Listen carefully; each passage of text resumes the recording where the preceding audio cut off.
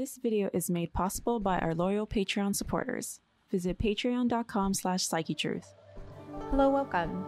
Today I'm going to be doing an upper back and neck massage for the lovely Lauren. Let's go ahead and get started. If you don't have time to watch right now, go ahead and save this video to your watch later and just watch whenever you get a chance. So always with upper trap work, I like to do a little bit of dry work before I add my oil. And I like to just trace these shoulder bones.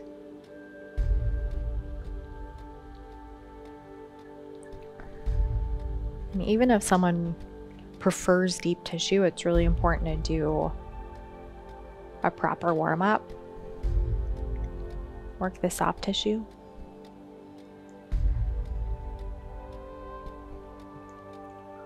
This is also an opportunity to kind of read from right to left and see which side might need a little more attention. Just for demonstration purposes, I'm going to work on the right side. I would encourage you to do both sides if you're doing this at home.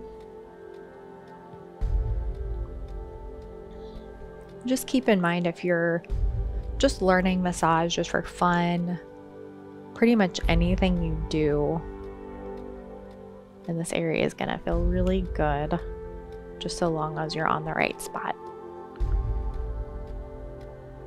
And if you're tracing that scapula, that shoulder bone, you're on the perfect place for helping your person feel better.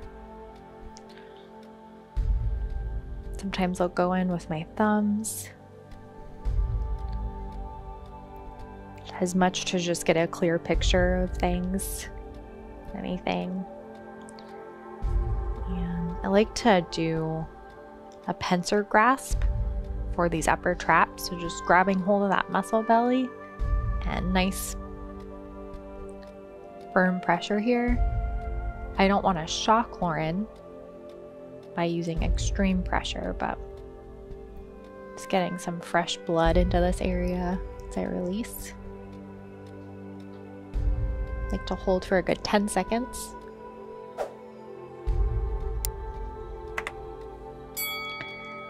And I'm going to grab my oil. So a few things about the setup here. So when I'm working on the neck, when my client is face down, I make sure that the face cradle is at an angle just to open up the neck a little bit more.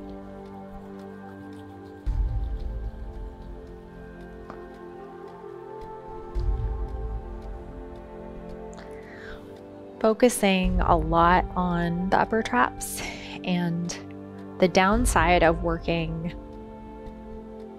on someone face up when you're doing neck work is you can't really access that upper trap as well as in this position. It's really easy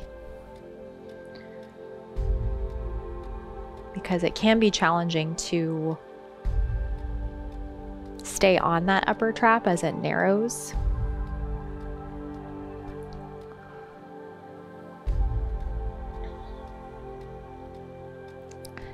And it's really healthy to work these traps from different angles.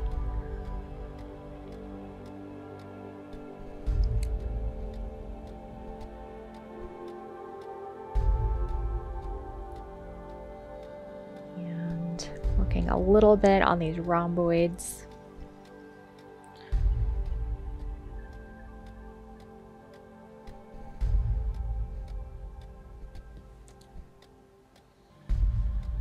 Still very much in warm-up mode.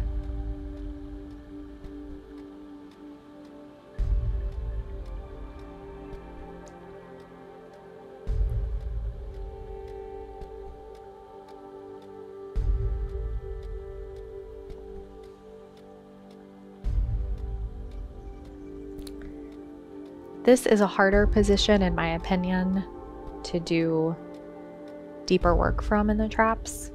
I'll usually step to the side of the table when it's that time. And if things feel a little bit crunchy, that's pretty normal.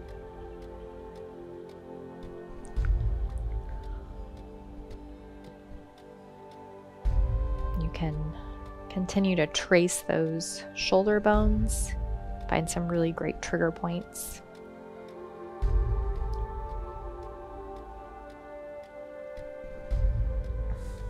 And I'm just gonna make sure that there's plenty of oil on my forearms.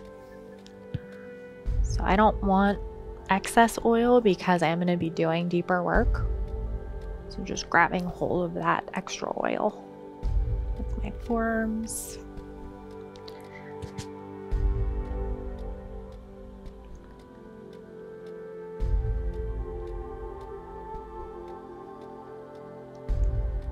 And working on these rhomboids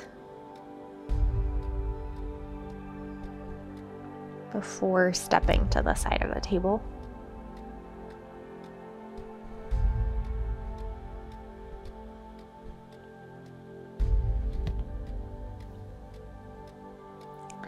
So if you were to just pick your hands up and walk to the side of the table,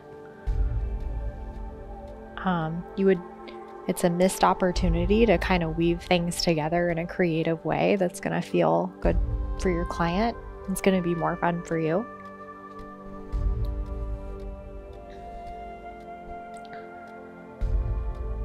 So I'm starting close to the spine, and then I'm going to start inching my way towards the scapula.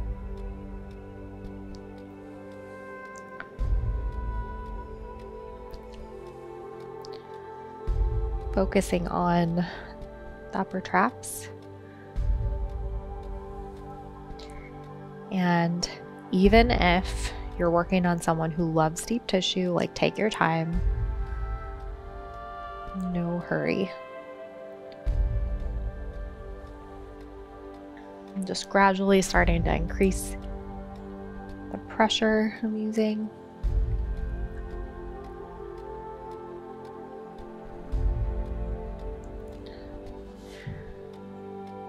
And this area right here is the highest area of tension in the body. There's just so much pressure that's put on this area, from walking to just so many things. Really important to focus on that area.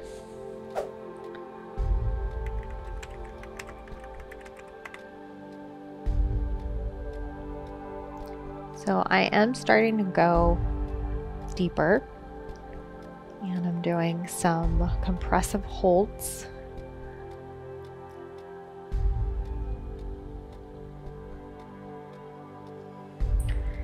Just keep in mind, when you're doing this kind of work, you don't want your client to feel like you're just poking them. So you want to use just some finesse, and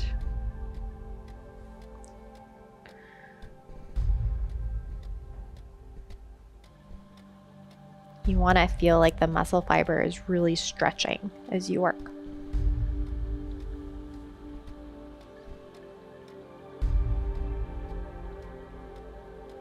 And this area can feel pretty intense to have worked on. It's good to give your client just a few breaks.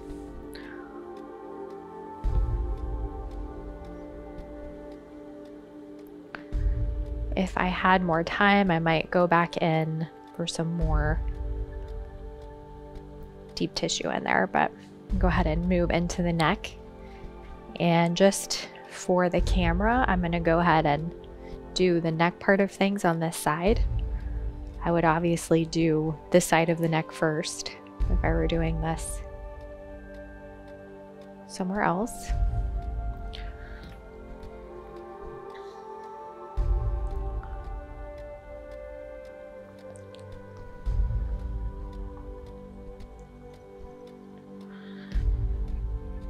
This is a great position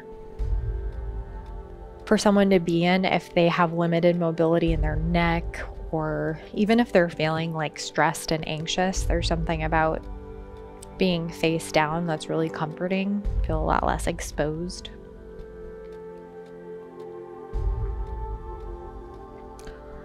I'll do a few strokes like this, just warming up the neck.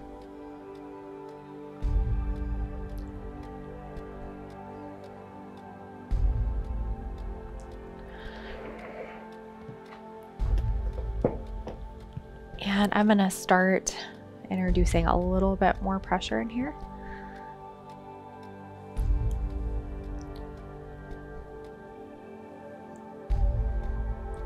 If you're feeling uncertain about like if you're doing it right, this is a really great tool to use. Broad surface area. You can work several different muscles at the same time. And just make sure you're not pulling the hair.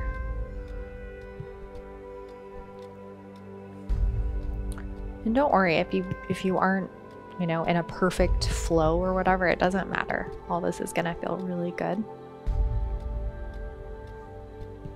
And I'm gonna go ahead and move to the side of the table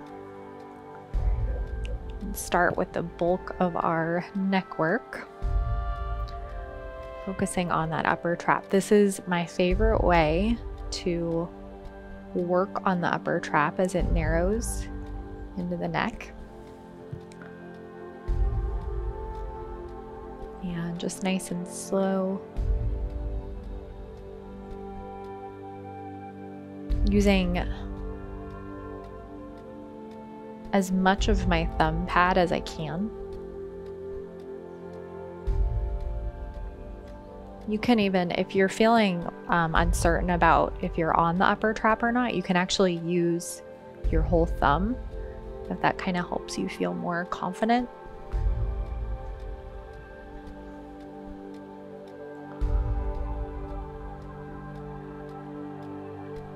I like to go just really slow. Maintain a pretty consistent pressure. And then start to work my way down the neck. It's pretty hard to, I'm not going to say it's hard, it's not as easy to work on the SEM from this angle and in this position, but kind of do some more superficial work in there. I really like working on the scalenes here because the shoulder's naturally kind of guarding the brachial plexus. You don't have to worry about those nerves as much.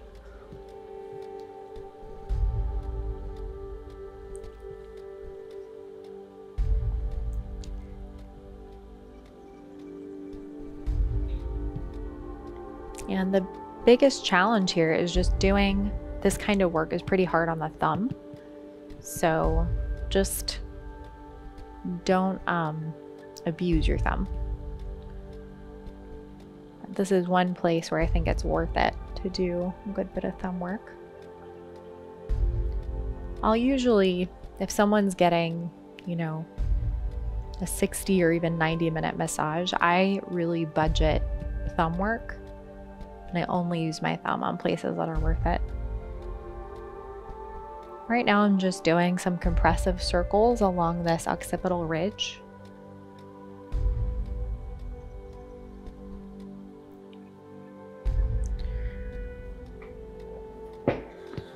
And it's even good if you need to give your hand a little break. I would just maintain contact with your client, and sometimes I'll just shake out my hand for a minute.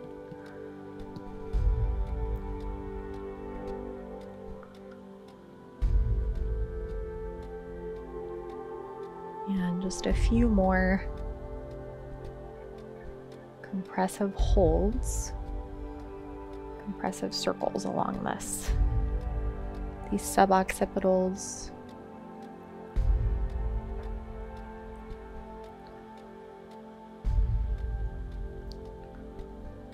As I get closer to the spine, I like to just hold.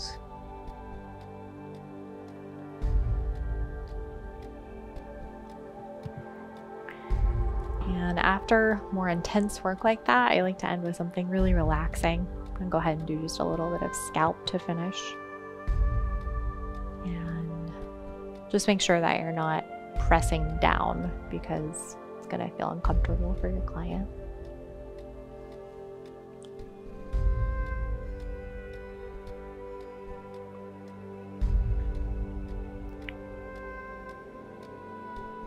Just a few breaths, finishing up with something really soothing after the deeper work. This is a little bit harder because you don't have as much support for your forearms, so you're using a little more effort for scalp here, but a nice way to end nonetheless.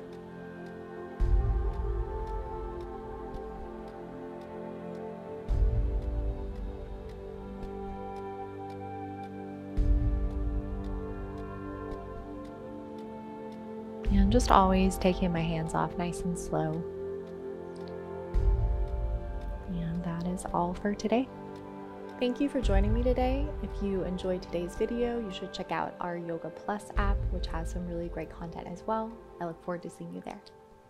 Introducing Yoga Plus, offering a free series every month with over 300 different videos. Take control of your health. Work out anytime, anywhere. Yoga Plus. Download now for free.